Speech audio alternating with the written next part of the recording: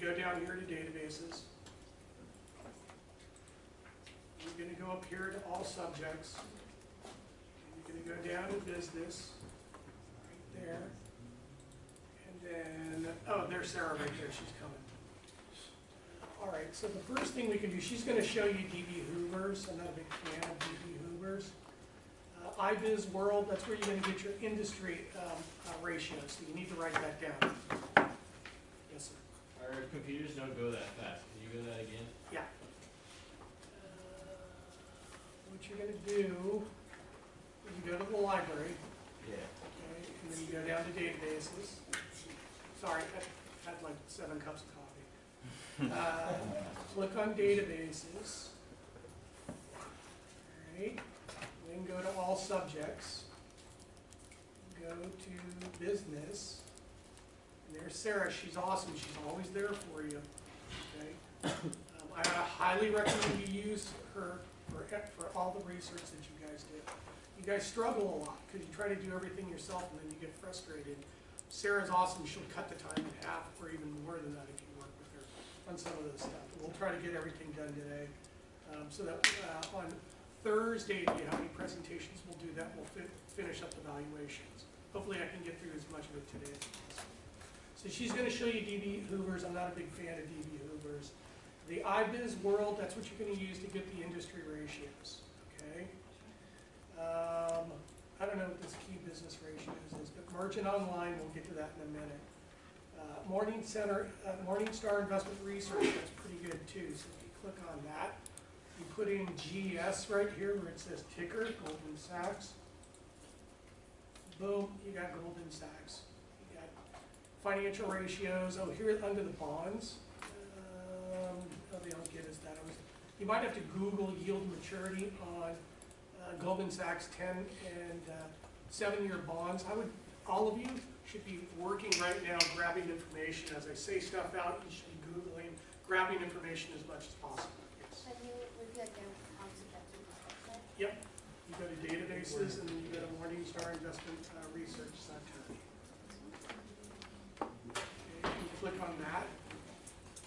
And then you type in GS right here, Goldman Sachs. Hit enter, and you're going to get Goldman Sachs. Okay. You got the company, you got the funds, you got ETFs. I don't care about that stuff, but I care about down here. Stock analysis, key ratios, that'll come in handy. Valuation, bonds, we didn't really get anything. Oh, there's total market cap right there. Go down here. Oh, look, there's the beta. Somebody write that down, 1.08, because we're going to need that. Shares outstanding, we may need that. You might want to write that down too. Oh, look over here. They give you some stuff. Total revenue. Where's the total assets? Oh, total assets. Could somebody do me a favor and look up total assets for the bank, annual basis, 2017, for JP Morgan, B of A, Wells Fargo, Citigroup, and Goldman Sachs. And maybe put them up over there, and then we'll use that later. Hi, how are you? Then we do have total liabilities, but I want long-term liabilities. I'm going to have you do the mergers. Okay. And then I have stockholders' equity right there too. So that'll come in handy because we're going to have to calculate the weighted average cost of capital. And then where's the 10-year Treasury yielding today? Because we're going to need that too. Okay. Over here you have Standard & Poor's Net Advantage. Click on that. Okay. And it's been doing this, so we're not going to be using that. Then we have down here, we have Value Line Research. Right here, click on that.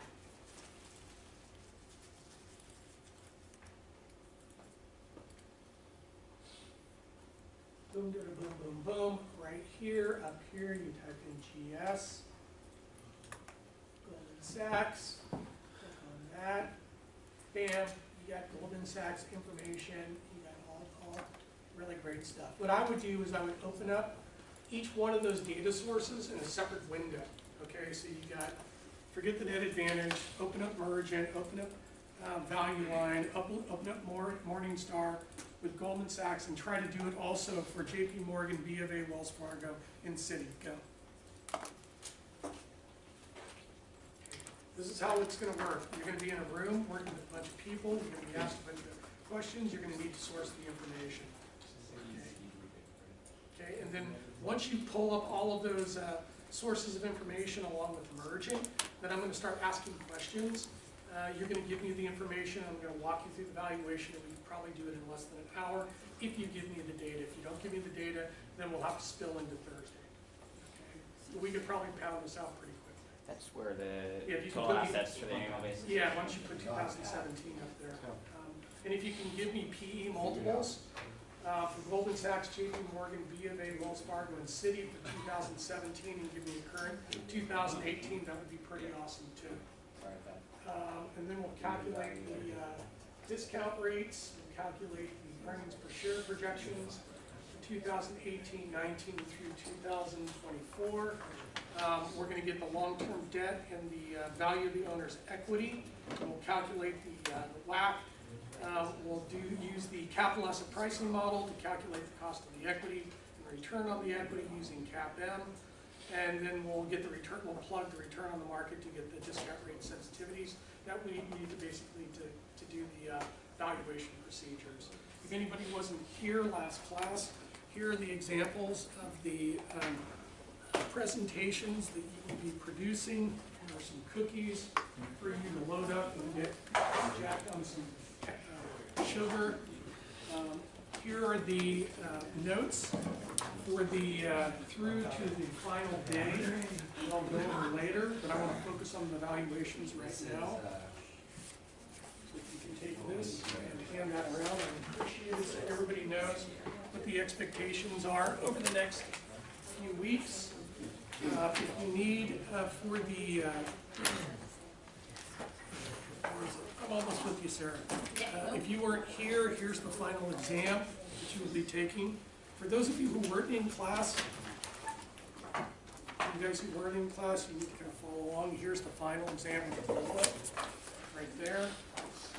And then for those of you who need extra credit, which some of you do need extra credit, here's the extra credit problem set for the final delivery.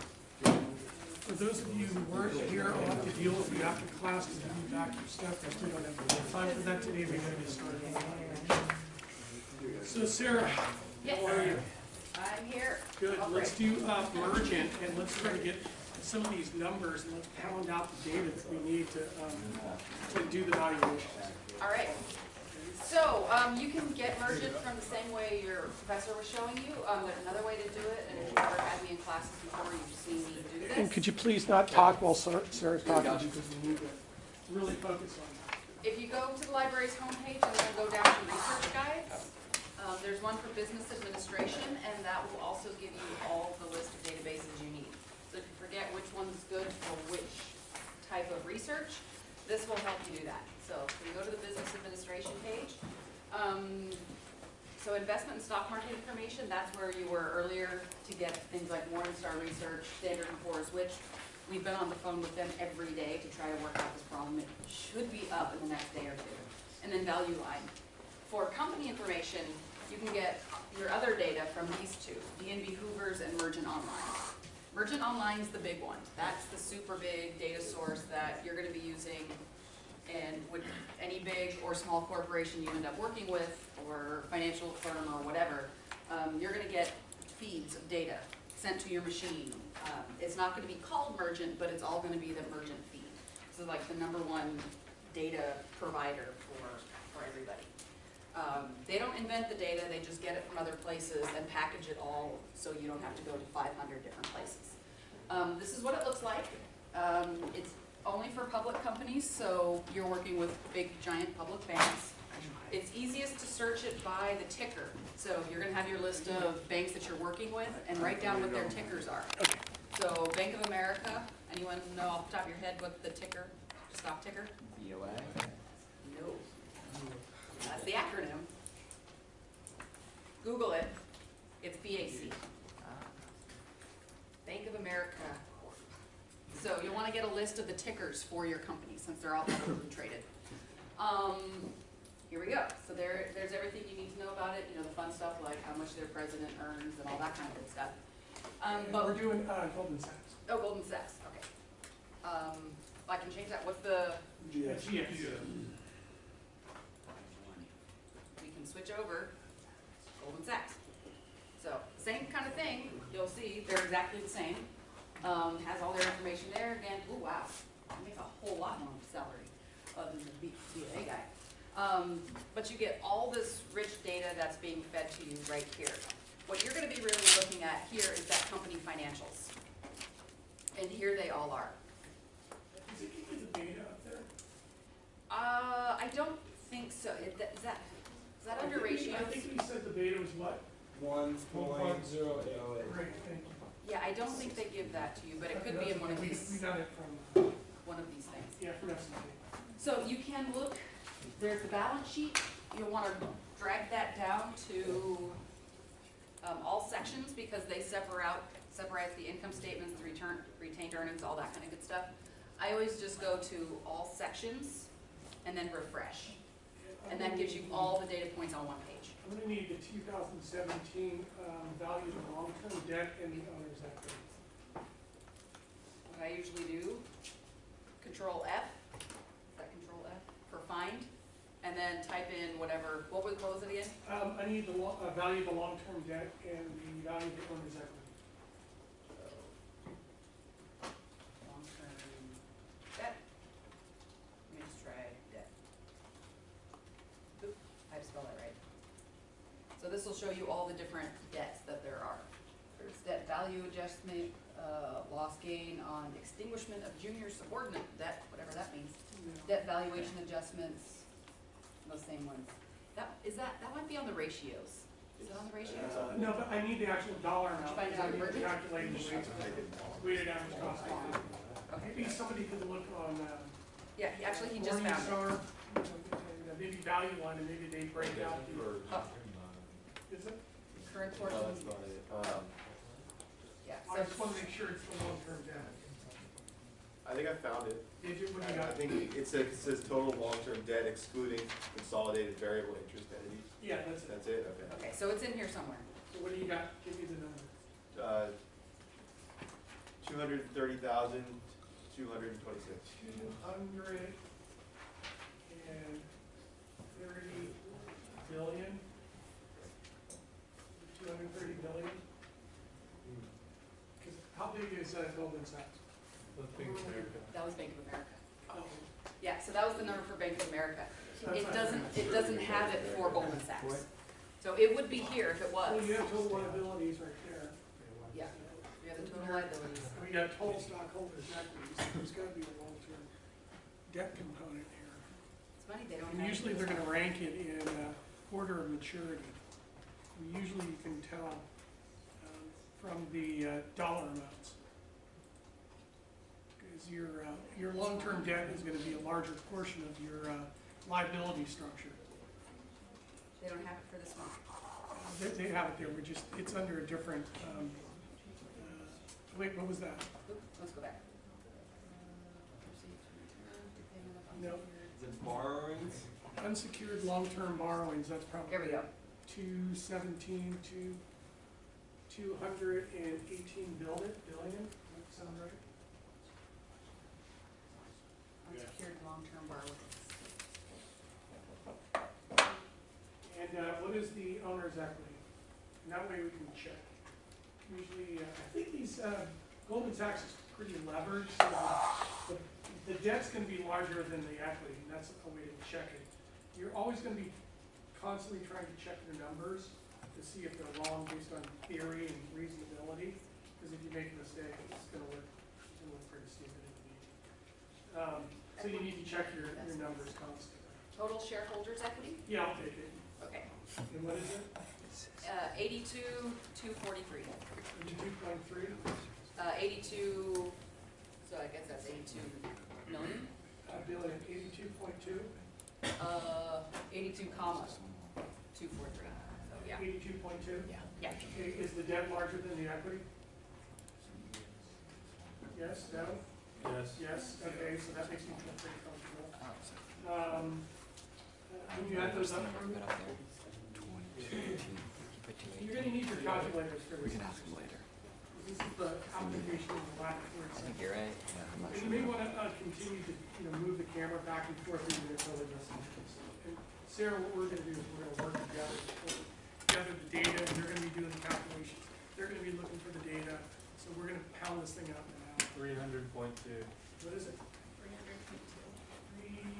300.2 billion, great. Can you take 218 divided by 300.2 and give me the weight? And then take 82.2 and divide it by 300.2 and give me the weight. So just give me the weight of the debt minus 1, and that'll give you the weight of the equity, right? Is that right? 1 minus the weight of the debt, doesn't that give you the weight of the equity? This is 73? Mm-hmm. Okay. And then what about this? What is it? 27. That's pretty high leverage, if you ask me. So what I'm gonna do is I'm gonna take it down and I'm gonna do 70-30 to make it interesting. So we got, for the equity, we got 0.3, and what am I trying to calculate here? 0.7. What am I trying to calculate here? Can you read? Weighted average cost of capital. Don't we need the weighted average cost of capital and the CAPM? And the expected return on the market to get the discount rates, to discount the future cash flows, to run through the valuations. We're actually applying this right now. Okay. Keep going. And what we need also, Sarah, is I need earnings per share on an annual basis going back as far as you can give me. And I also need, they need to be able to pull, and you need to write these down, return on equity, return on assets, PE multiples, and debt to equity. We'll do those financial ratios, and then you can do the rest of it. What we did there. So basically what I'll tell you is use that command find, but also just look through that long list of data because you noticed they called it something different than what we were calling it. You can kind of tell what it is, but they sometimes have different words for it. So I just did per share in find to find it, and there is a net earnings with loss because it's either the earnings or the loss per share basic and diluted. I'm gonna take the basic. Okay, so the basic for this one is, the most recent is, And what is that? Is that 2017 or is that a 2017. 2018 estimate? it's 2017. And how much is it? Share, What's the number? 9.12. 9.12, okay, then you can give me the history and then we'll project out the future earnings per share. So it defaults to the last 5 years, but you can do all years available. Or, last 5 years or last 15 years or however many. I'd like to go back to 2001. 2001. There we You go. guys can read it out to me, then I'll put it up on the board and then we'll get everything basically set up. And then Sarah can go and then we'll do the valuation work. Okay, so we want this net earnings per share basic, so let's highlight that column. And we then how want, far back did you go? we want 2001, Ideally. so it Or is is, that how far back it goes? yeah, I put all available. Okay, So it's 4.53. okay, so what, 2001? Yep, Oh, so we do have it going back to 2001? yep, we have it going back to, it looks like 99. Okay, I'll just take it, go back to 2001. So what was the number for 2001? 4.53, is that what I said? 0.53, and what about 2002? 4.27. What is it? 27. Okay, 2003. 6.15. Okay, yeah, just yell them out and I'll do it. 9.3. 9.3, 11.7. I can't hear. 11.73. 7.3, 2006. 20.93. What is it? 20.93. Got it, 2007. 26.34. 26.34, 2008. 4.67. 4.67, 2009. Negative 2.15. 2.15, 2010. 23.74. 22.74, 2011. It's 23 if you got that. 14.15. 2010 was what? 23.74. No, Got it. 2010 And is 2011? 14.15. Hang on a second. Let's, we'll go back up and see where our columns are. So we're at 2010 here. Yeah, I have 23.74. 2010 is, I lost it, hang on. Well, everybody should be following along, so I know they can it's check if it you too. go down. Is it further down? I lost my highlight. Well, everybody else is pulling it Oh, up, there we so go. you guys should have. Yeah, so 2010 is 14.15. Okay, what is it? I got 23.7. No, 23.74 is for 2009. 2000, is that 2010? 9. Is 23.74? Yeah, it's 2009. Is 23.74? Yes. That's 2009. 23.74, so what was 2008, because now we're off. Hang on, let me go back up and look. Okay, You guys gotta give me the right numbers, you guys need to Yeah, check no, the it's- numbers, please. We're out wasting our time. hang on. I lost it. Pretty sure 2008 is the negative year. Yeah. 2008 is the negative year because it's right after the 2008 was what? crash. 2.15. 2.15, and what was 2007? 4.67. Okay, so I was given the wrong numbers, so we're gonna have to double check these again. Is everybody looking at the numbers so that we can go through it, so I don't have to go through it 3 times? Check it, so why don't we start all over again? Because it's just, I need you guys to be focused on this stuff, and you please don't give me bad information. Hey, where'd you find this? 2001, I didn't. I've been reading off that got the whole it, time. 2002, 4.27. got it, 2003, 6. got it, and what was 2004? 9.3. Got it, 2005, 2006, 2007, 2008. That's 2008. 4.57. Okay, now I'm off. 4.67. 6.7. What year? 2008 is 4.67. Thank you.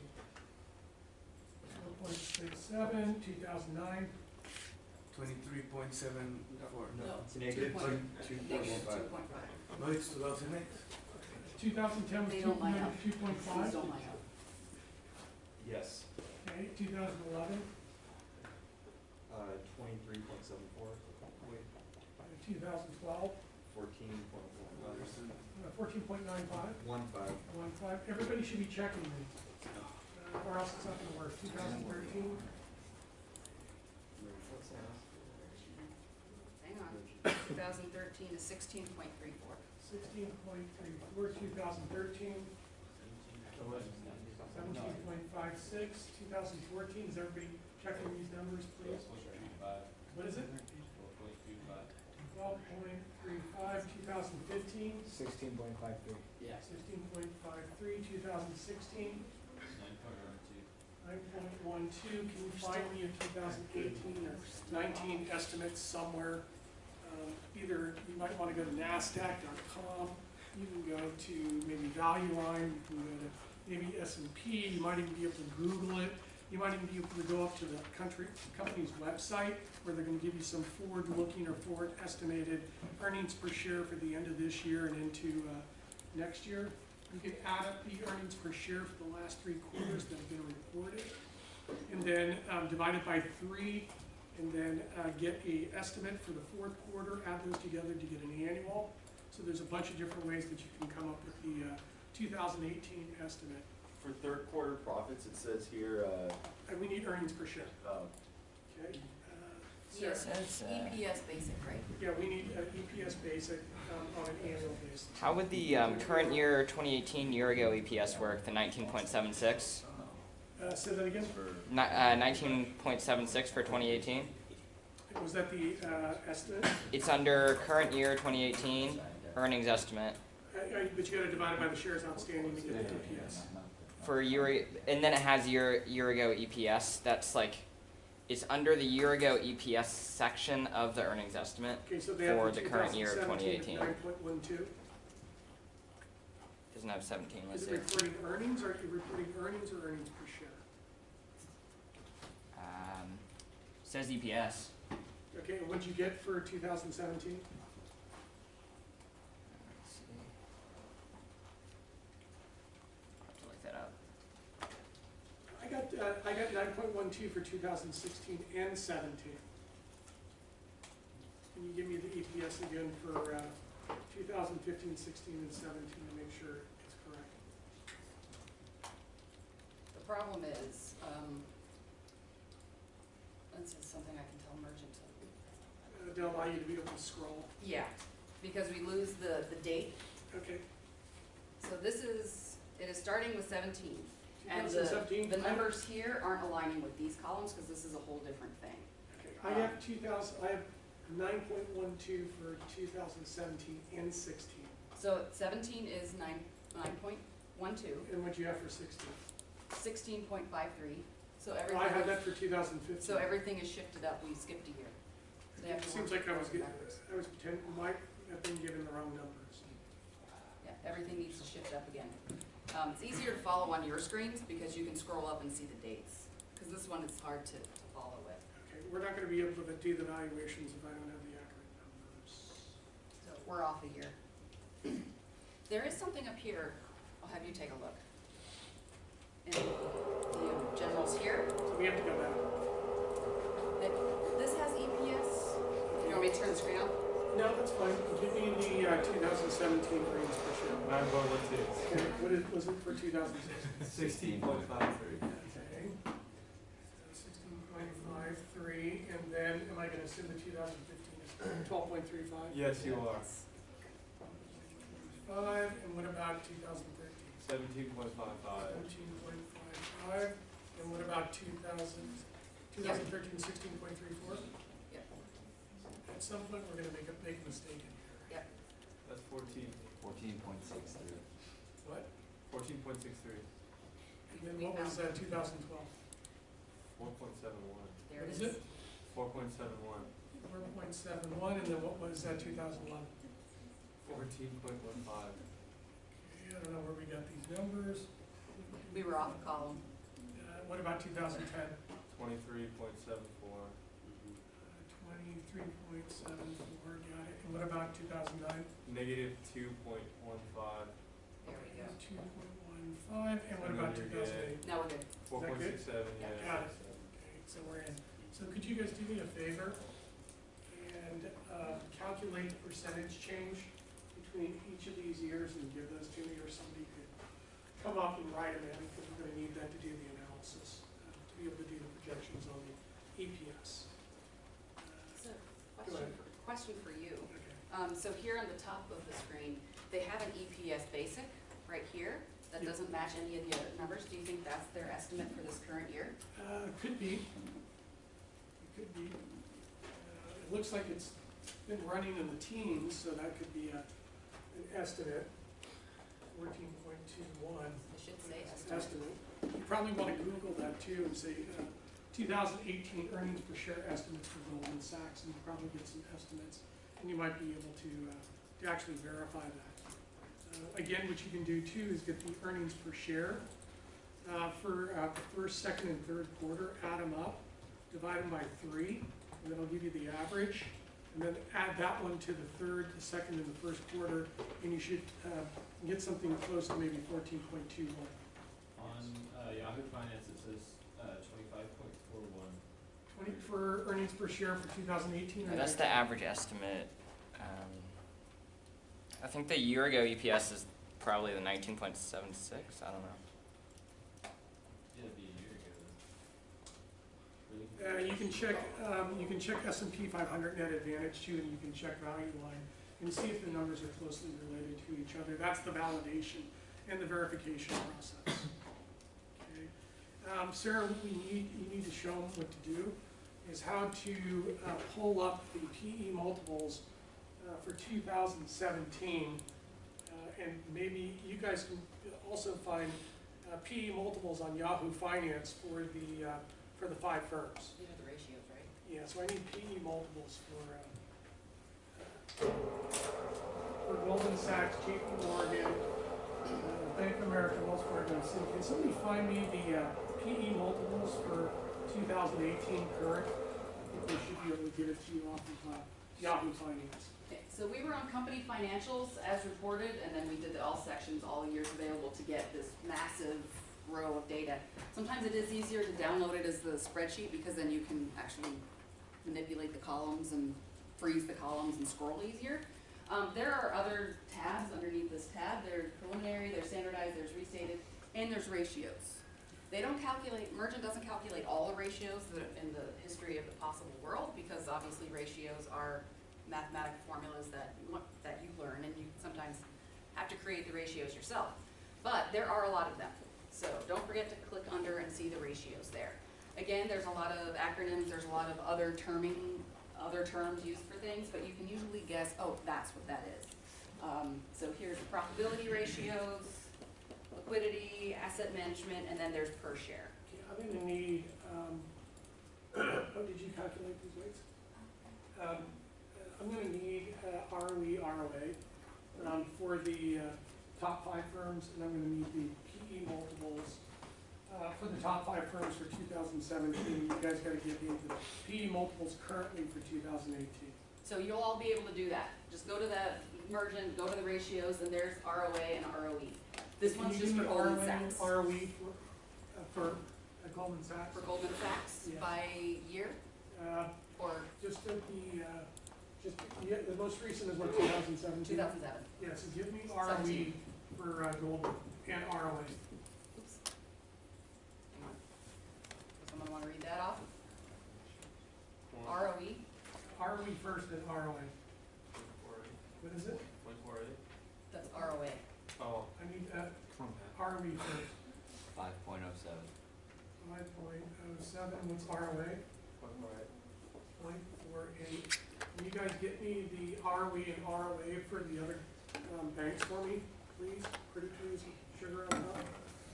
Did you add this up and put the weights in? Okay, what'd you get for the total?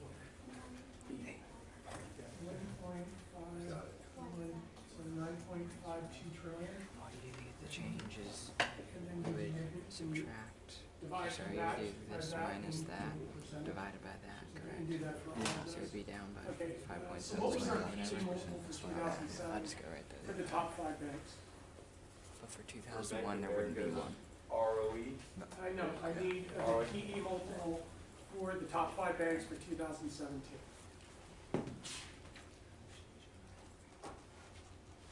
Everybody should be looking for that data, everybody should be getting familiar with it. price earnings ratio, right? The price earnings ratio for 2017 for the top 5 banks, using Mergent, not Yahoo Finance.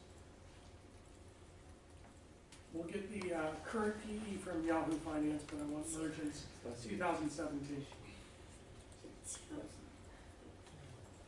Wasn't there a way to basically put in the tickers of these 5 and then pull out the financial ratios and stuff? And how do you do that?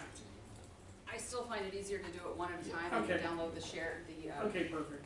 down, Okay, put perfect. the Sorry, spreadsheet is it together. cash flow per share?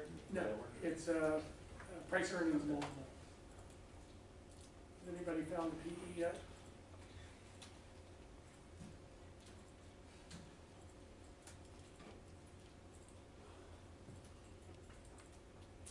Don't they give you the PE multiple at the top?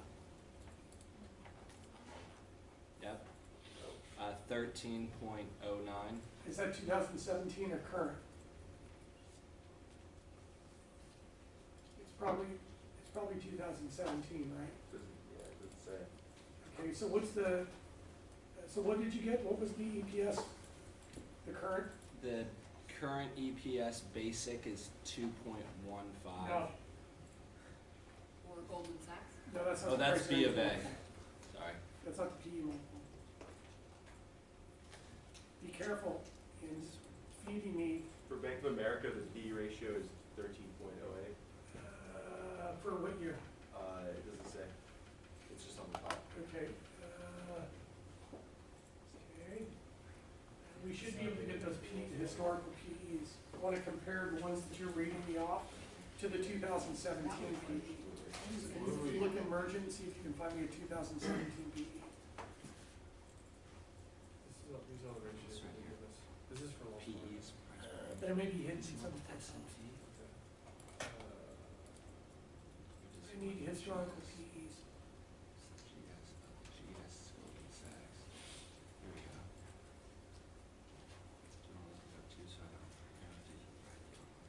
Don't they give you on, I thought Morningstar Yeah. S&P, Morningstar does. do you have the 2017? I do for Goldman Sachs. Awesome, give it to me for Goldman Sachs, It- JP, BofA, Wells For Fargo. Goldman Sachs for 2017, it's 13.3. Got it, that sounds right. And I'm just looking over your shoulder to see where, Morningstar. oh, Morningstar, okay. Can everybody go on the Morningstar and Yeah. get me these as quickly as possible, we're gonna run out of time. They have a And TTM. you need to make sure that you're filming this stuff so that when people go back to review it, I'm on camera. So I think 2018 for GS is 14.6. Got it, okay, and then give me 17 and 18 for JP. You all should be digging around in these databases, getting the information, getting This way you're getting. familiar with pulling out the data. Unless you've already done this before in your classes, I thought you taught them this stuff already. Me? Sarah? Yeah, Oh. okay. They told me last semester that they teach you this stuff in your courses. No? They don't teach you how to do research, financial research? Okay, do you have JP Morgan 17 and 18? Yeah, for Bank of America, Yep. 2017 is 16.9, Got it, and 2018 is 13.2. got it. Okay, excellent. Okay, and can you give me JP Wells Fargo City Wells Fargo is 15.7. for 17? Yep. Yeah. Got it. And then what's 2018? 2018 is 12.4. Got it. And then what do you got for Citigroup? And give me JP Morgan.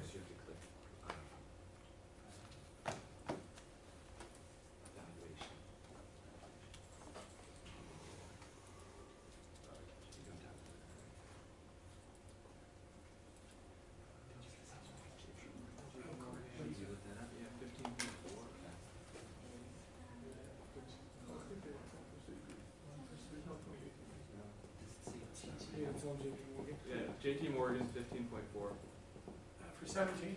Yeah. Got it. And what'd you get for 18? Is that the 13.5? Yeah. Yeah, 13.5. Great. And then what'd you get for Citi? There's no 2018 for city. It's Uh, blank. Yeah, but Okay, so for give me 17 and we'll just. 14.3. What is it? 14.3. And then can you go up to Yahoo Finance? They may give you the PE for 2018 or the current PE multiple. For Goldman,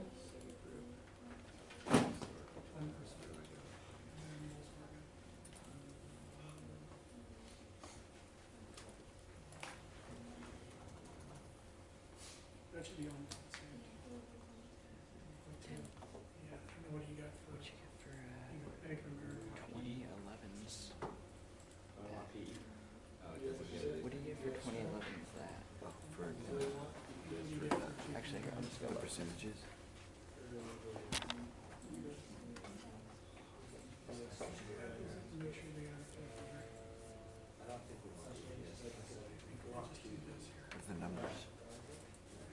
40, 50, 60, 70, 80, 90%. And then can you give me two ROE and ROA for JP, B of A, Wells Fargo, Citi, and Goldman Sachs? Put those in here. We're getting really close. Basically pound out this stuff pretty quickly. Should be able to do it, most of it in 45 minutes. The ROA for Bank of America is 0.82, and the ROE is 6.83. Okay, and what about JP, Wells Fargo, and Citi? JP's up here. Is it, okay, and you got ROE, ROA? And what do you get for ROE? 9.59. 9.6, and then what about ROA? 0.97.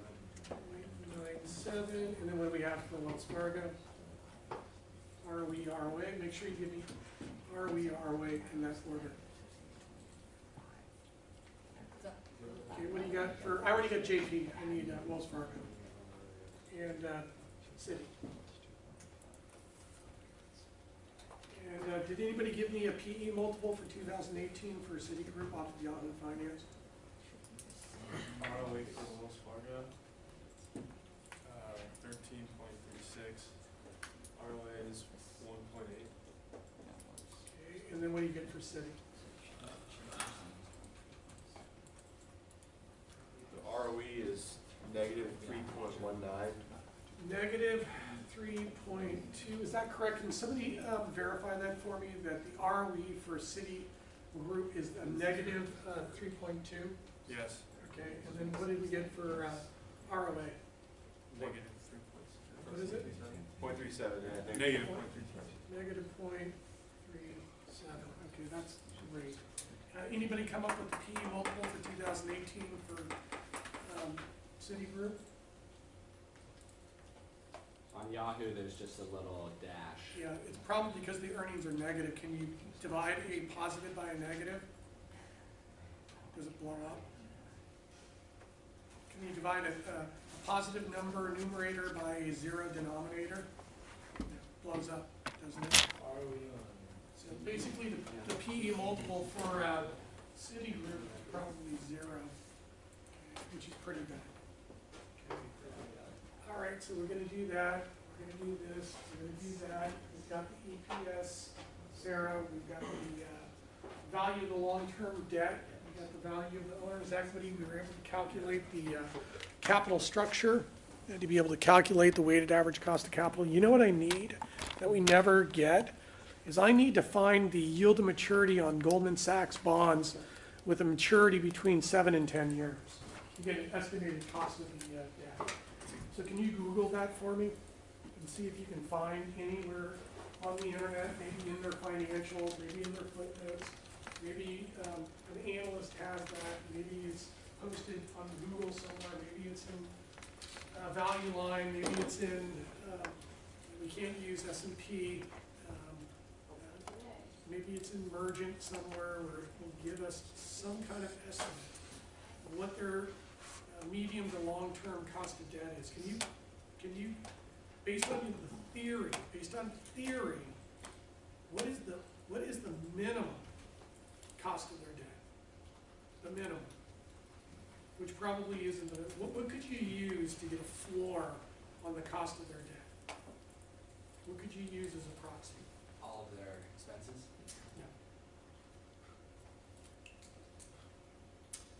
Can Goldman Sachs borrow at the risk-free rate? Are they a government? Do they print money? No. But can't you get the risk-free rate? Can I look up the treasury yield on the 7 to 10 year and come up with an estimated risk-free rate? Can I do that? Yes. So where is the 10 and the 30 year risk-free rate, treasury yielding right now?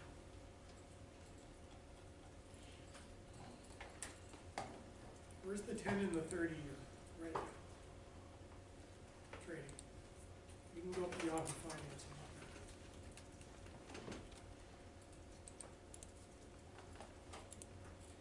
This is basically a simulated trading floor, is what we're doing right now.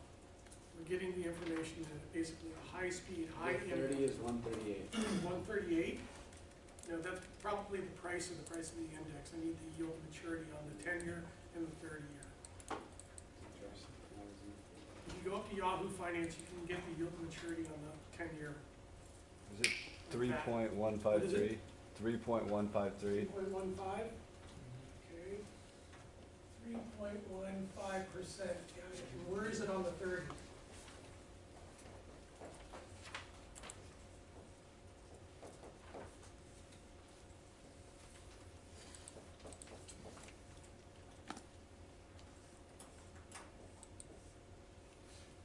Where's the 30-year yielding? We're running out of time. 3.37. 3.37, so 3.4. Can Goldman Sachs borrow at 3%? Can Goldman Sachs borrow at the government's rate? No way, because they don't own a Federal Reserve Bank that can basically print money. So this is the risk-free rate. So what do you think the borrowing costs are for Goldman Sachs on their 7 to 10-year bonds? You know it's not this, right? Do you think it's 10%? $1 trillion bank, basically a monopoly, a monopolistic competition, industry structure. Do you think they can borrow at 10%? Or do you think it's cheaper? Cheaper. So what's the difference between, what's the midpoint between 10 and 3? 7? 6? 6? 6? 5? 6? 5? 6? 5.5?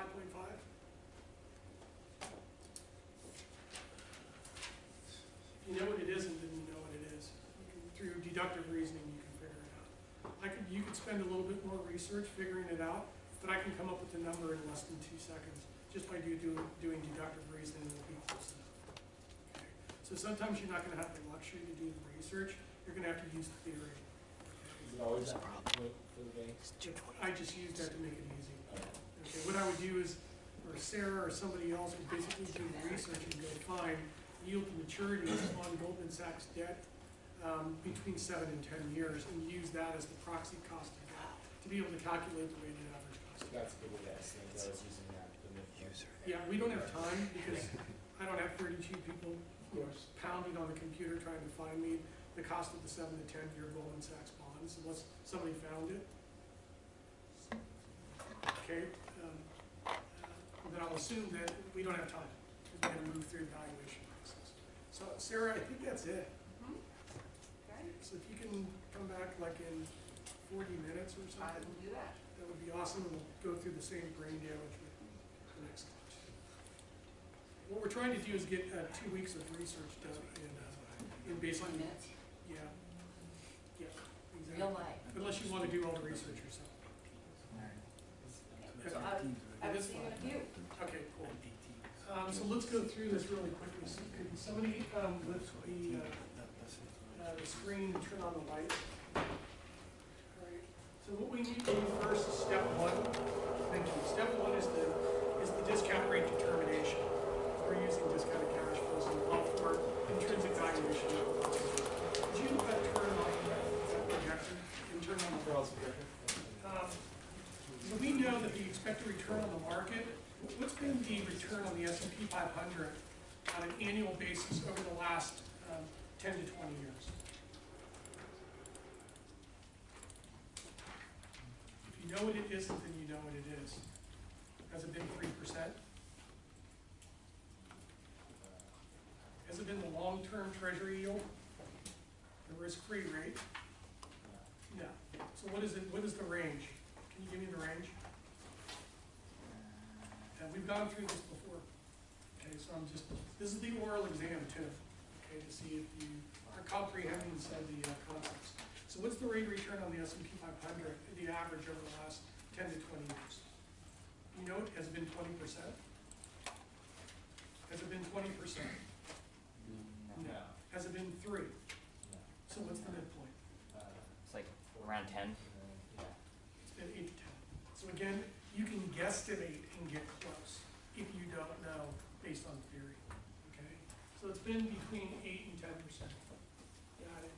And we'll use that later on. How do I come up with the expected return on Goldman Sachs stock? What model do I use? To get the expected return or the cost of the equity, what model do I use? This is the test. This is your oral exam. What do I use? What equation do I use? What model do I use to calculate the expected return of the cost of the equity? Remember you tattooed it on your left ankle? Would that be WAC or? We're going to use that over there. CAPM. CAPM. So the capital asset pricing model. What's the capital asset pricing model? Can you give me the equation? You can look it up. You can look in the book. You can look in the Expected PowerPoint, you can return look in the equals exam. What? The risk-free rate Yep, risk-free. plus the beta, What's the data? and then parentheses, return on the market minus risk-free rate. Return on the market, minus the risk-free rate, got it. And what did the beta, what did we come up for the beta? 1.08. 1.08. 0.08, and then what did we come up with the 10-year treasury yield? you think interest rates are gonna go up or down over, this time next year? Are they gonna be higher or lower? Probably a little higher, so what do you wanna use, 3.25? Yes, no, yes, no? 3.25, 3.25, and what do you wanna use on the expected return on the market? Do we know what the range is? 8 to 10, so what do you wanna use? 9. 9. What's 9 minus 3.25? 5 point what? 5.75 is the market risk premium. And what's the beta? So what's the market price of risk? What's 1.08 times 5.75? 6.21. What is it? 6.21. 6.21. Yep. Got it. Plus the risk-free rate of 3.25. Our cost of equity for Goldman Sachs is, 9.46. what is it? 9.46. 9.46 or 9.5. Got it. Excellent. So that's our cost of the equity is 9.5. Got it. And what did we say the cost of the debt was? What did we say we were going to use for the cost of the debt? We just went over. 8%. That's the cost of the, no. What did we just say we were going to use for the cost of the debt? We just calculated it. Oh, what's that? 5.5%. 5.5. Okay. Got it. Excellent. Can I calculate the weighted average cost of capital now? Yep. So what was my cost of equity? 9.5. What was my cost of debt? Oops. That's not right. Got it. And what was my cost of debt? 5. Should I take out the tax shield? Should I take out the tax shield on the debt? Yes or no? Yeah. No. I want to be conservative. So usually I don't use the tax shield. Bump up the discount rate, so I'm being more conservative in my valuations, okay? So what's 5.5 times 0.7, which is the 70% of the capital structure is being financed, the long-term assets are being financed by long-term debt. 3.85. 3.85, got it, okay, and then what is 9.5 times 0.3? 2.85.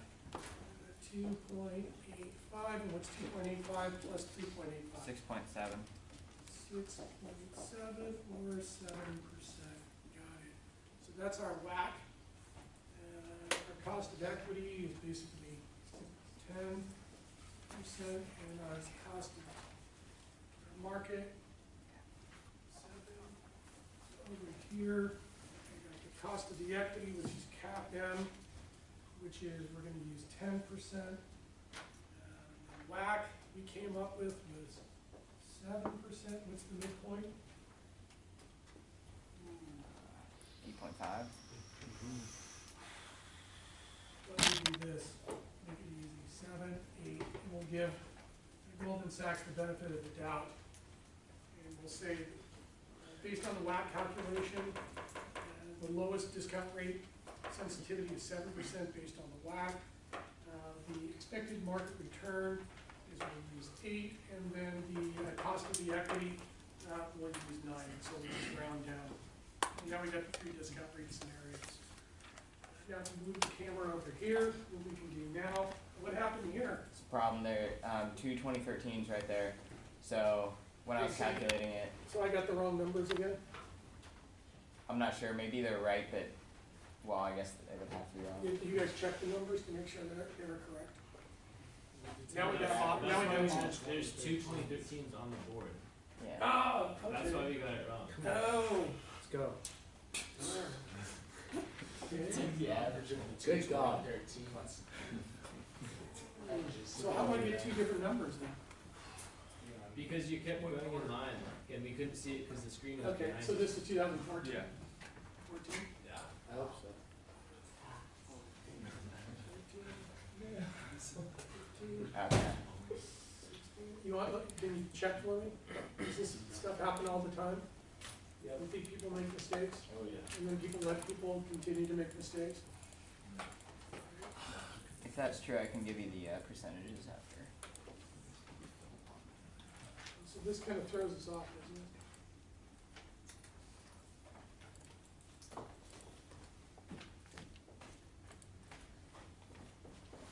Can you double check the numbers for me, please, really quickly? Because we're running out of time.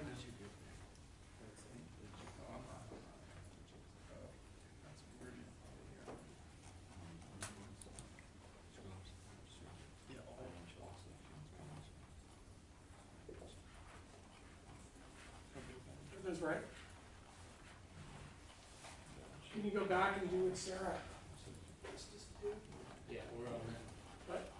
We're getting on it. So just give me the percentages really quickly. Can you break out your calculator and give me the percentage changes? And then I'll let you guys double check the numbers, but I need some run rates, some projections. And these are all correct right here? All these correct? Matt, you put those in there? Yeah, are these Yeah, I hope percentages they are. correct? Madeline, can you help me correct some of these numbers, calculate some of these percentages and verify that they're correct? Can somebody give me these right here? Once we get through this, then it's all home sailing, boom, we're gonna be freaking done. Yeah, so for 2014, Yep, it'd be 11.69. 11.69, okay, 2015 would be 7.41. 1, 2016, negative 29.63. okay, 2017 is 33.85. okay, And 2018, negative 44.83. okay, what about this? Oh, and then,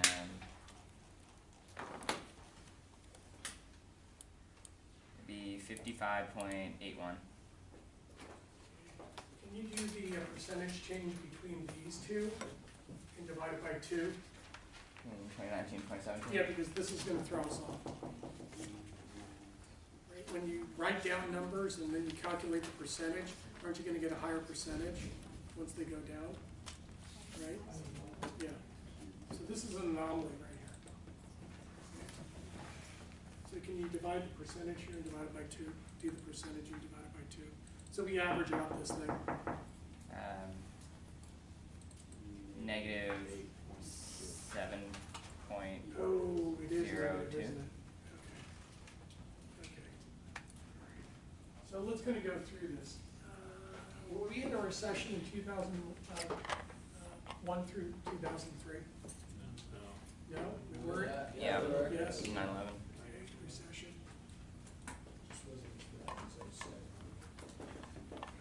What about, were we in recovery in 2006 and 7? This was like the peak, right? This was growth. And then what were we doing in here? Was this fun? Stock market crash, housing crisis. Recession. What about like in here? Yeah, looks like something happened here too. These look like fairly good.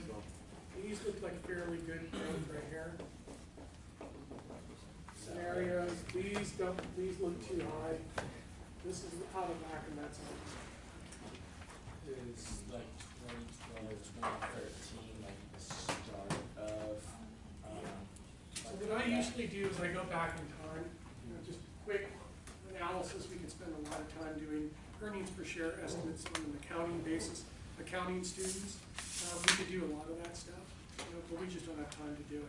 So what I usually do is I look at the recessions. Can we use the recessions? Are we in a recession? No. Are we going into a recession within the next 12 months? no. Probably not. So can I use the recession period?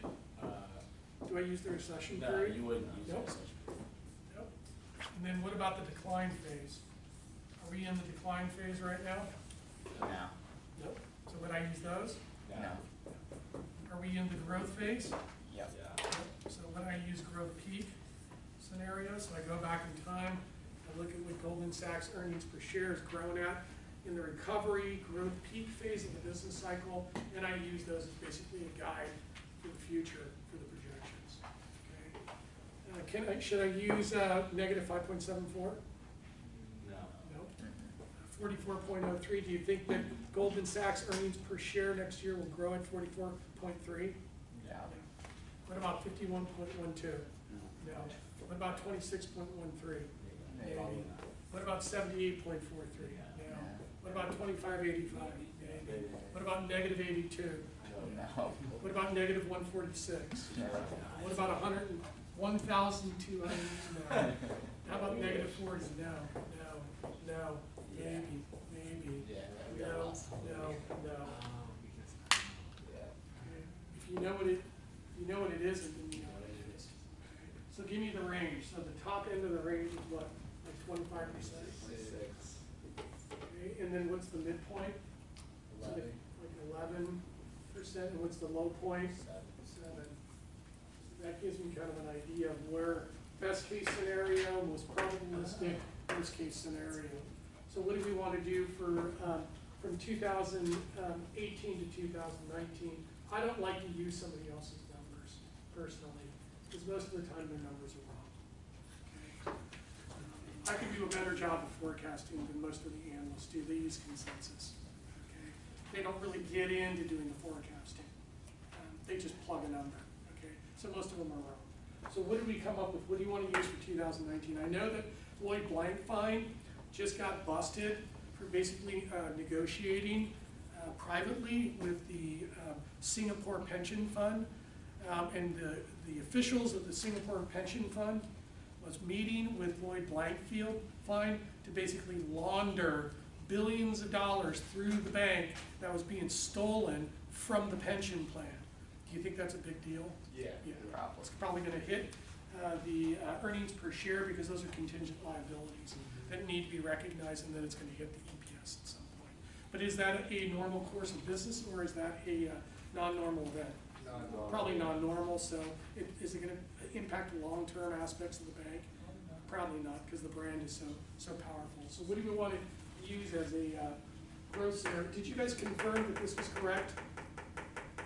Because we're in the 16, 12, 17, 16, 14, and all of a sudden we dropped to 9. On the site, it's really weird because they have two 2008s on the site. 2018? No, they have two 2008s, which shifts the thing up because the latest date is 2017.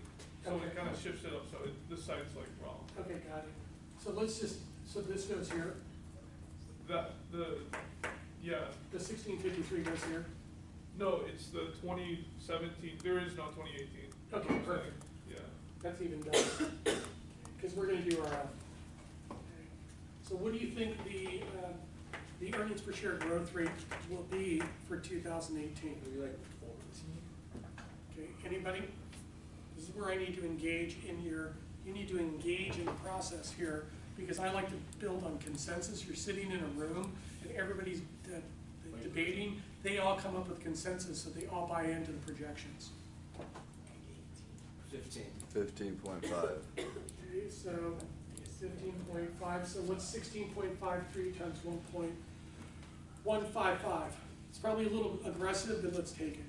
So what's 16.53 times 1.155? 19.1. 19.1. Got it. And what do you think the growth rate's going to be for 2019? Do you think the growth rates are going to go up, or do you think they're going to go down? Down. They're probably going to go down, because there's a higher probability of recession. So what do you want to use for 2019? 8.3. Okay, 8.3. So what's 19.1 times 1.083? 20.7. 20.7. And what do you think the growth rate's going to be for 20? Oops, did I? 19, 20, 21, 22, 23, 24. So give me the growth rate projections. Probably lower. Yeah, so give it to me. 6.8. Okay, 6.8. Give me year 3. Well, the recession periods usually only last like what, two It's years? usually in the first 5 years of every decade. So by the time you get to 2021, 22, and 23, this is where I'm forecasting the recession. So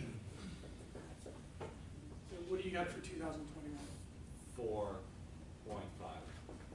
Okay, give me me 2,000, give me for year 4. -2. And let's not do negatives. Alright. Just take it down. 3.9. Yeah, 3.9 is good. Okay, and what about 2023? 2.6. Okay, and we gotta grow it out one more year. 2.1. Okay, so what's 20.7 times 1.068? 22.1. 22.1. What's 22.1 times 1.045? 23.1. 23.1. What's 23.1 times 1.039? 24. 24. What's 24 times 1.026? 24.62. 24.62. And what's 24.62 times, let's just use 2. What's 24.62 times 1.02? 25.1. 25.1, got it. Whew, we did it. Okay, and this is gonna be this is what we're gonna use. Okay. And this is 2019, what, 20.7, right? 20.7. So the cash flow is 20.7. And what was our discount rates that we came up with? Let's do WAC, then market, then return on equity. WAC, we got 7%. So this is gonna be 0.07. What did we get the return on the market? 8. 0.08, and then the CAPM, 0.09. So it's 20.7 divided by 0.07.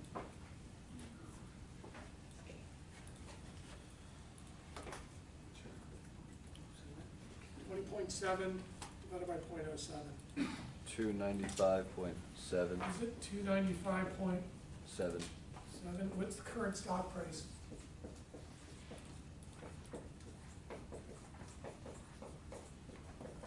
Where is it trading today?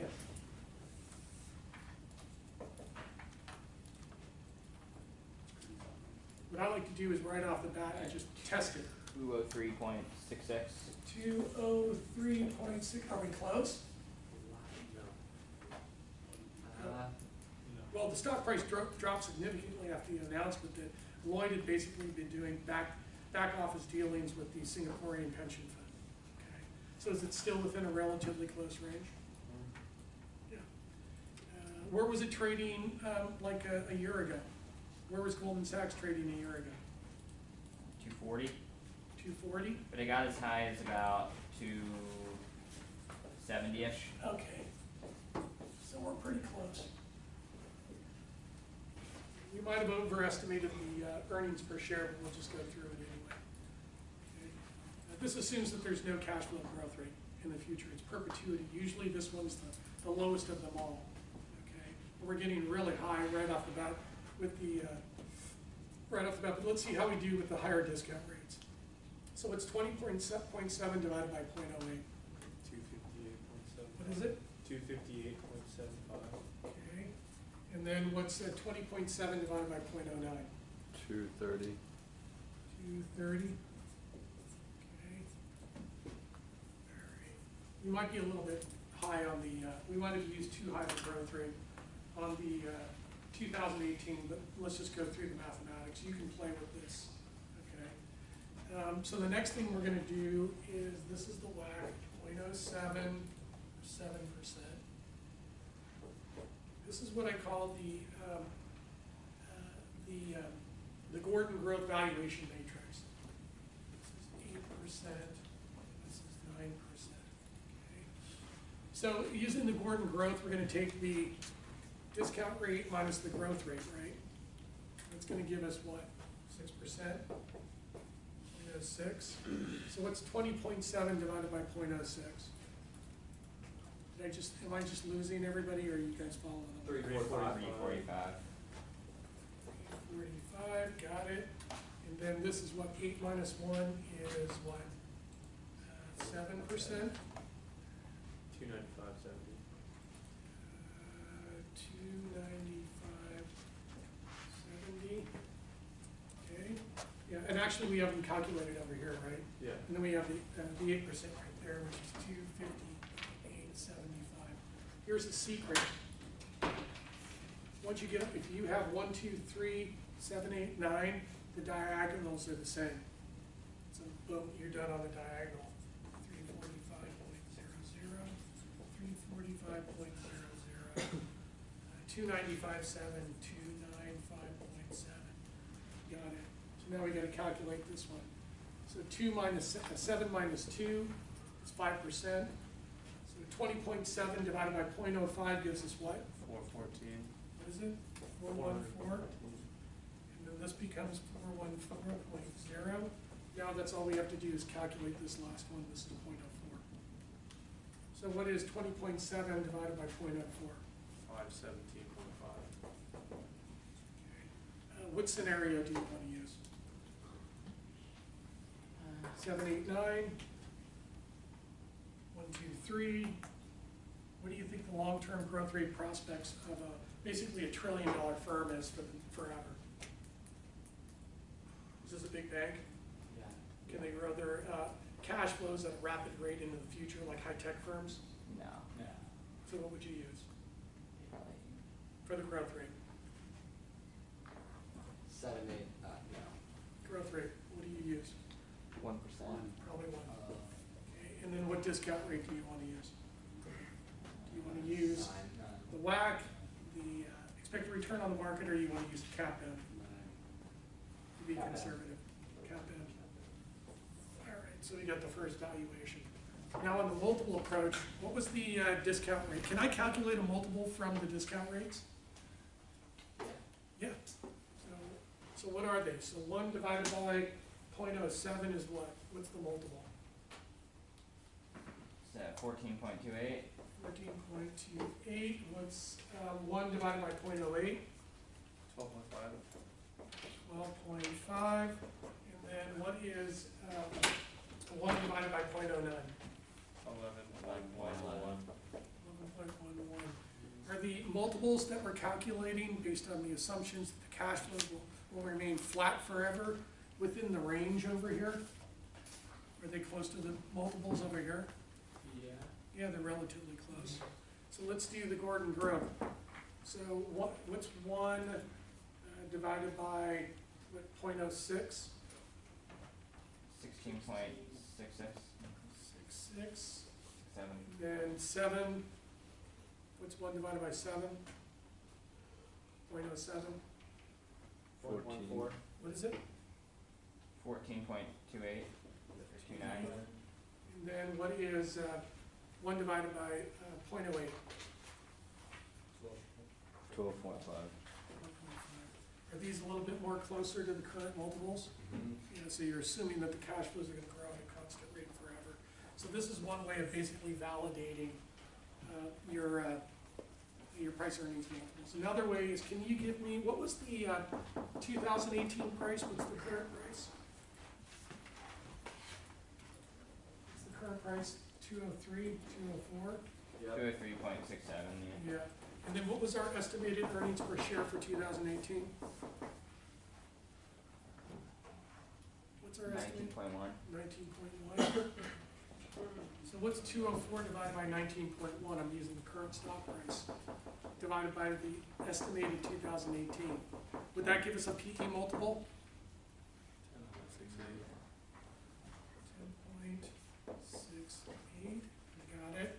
And then what about 2019 price? What do you think the stock price is going to be next year? I mean, stock took a pretty big hit because of the news, but it'll probably recover, right, next year. So it's probably somewhere in between here. So give me just an estimate of what you think the stock price will be for Goldman Sachs next year. 220. What is it? 220. 220. And then what was our estimated 2019 EPS? 20.7. 20.7. Can you calculate the price earnings multiple for me? 10.63. So 10.63. Okay. Those seem a little low compared to these. But what do we got? We got some ranges here. So the low point is what? 10. We got an 11. We got a 12. We got a 14. So that kind of gives us a range, right?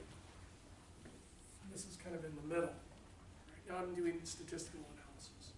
Same thing over here. We have the high, the B of A is a basket case, so that's not really a good comp. Looks like 15 times is another.